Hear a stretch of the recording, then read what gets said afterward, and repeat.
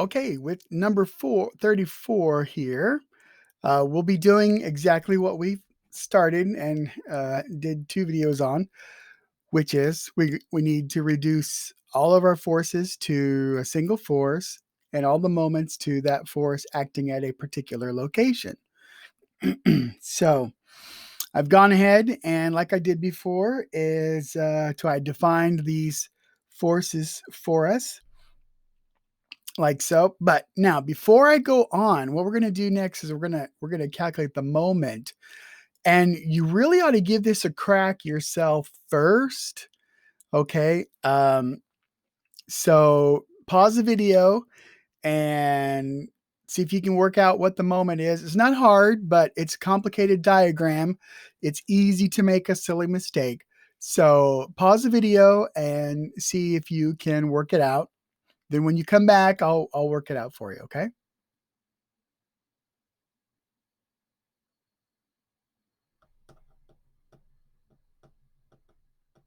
Are you back? Okay. Well, let's find out if you got it or not. So, gotta make a little bit of room here. So, M1 goes with F1. Here's our first moment. And that moment you can see is all the way up here. There's my moment arm right there. It's 3. And that thing is counterclockwise. So that means it's going to be positive. So I've got positive 3 times the magnitude of F1, which was 8.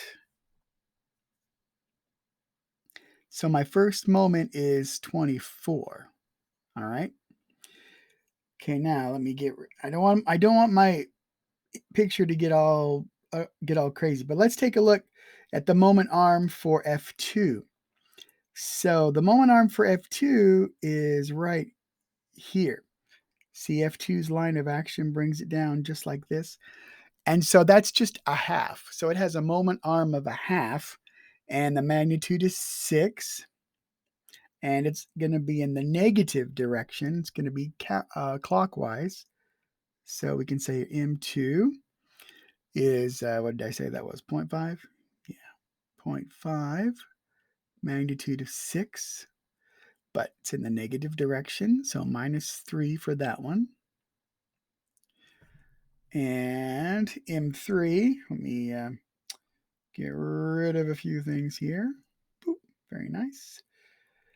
Okay, and so with M3, we're going to have to break it into components like we've done before. So we've got a component here, and its line of action is back here with a moment arm all the way like this. And so that moment arm is 4. And then let me make that guy red.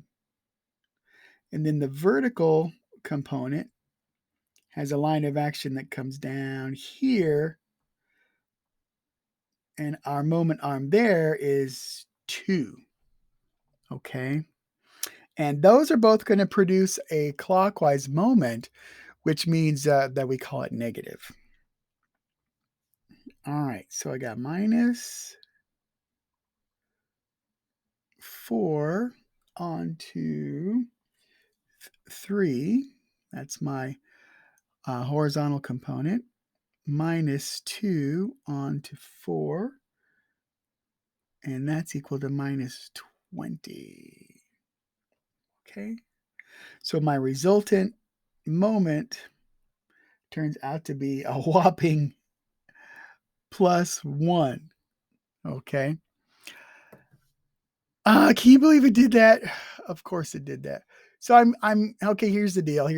So you put up with that in at least one video already. I haven't figured out if I wanted to subscribe to this yet or not. So anyway, I apologize for that, but you know how that is.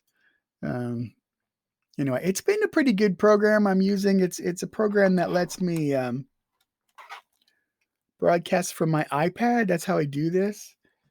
I have a special stylus, and I write on my iPad, and this program enables it to go right to my laptop. Maybe some of you have an Apple TV.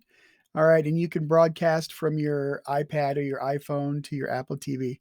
It's the same kind of deal. Anyway, I just haven't committed yet. I haven't spent the money, so I may eventually do that. We'll see.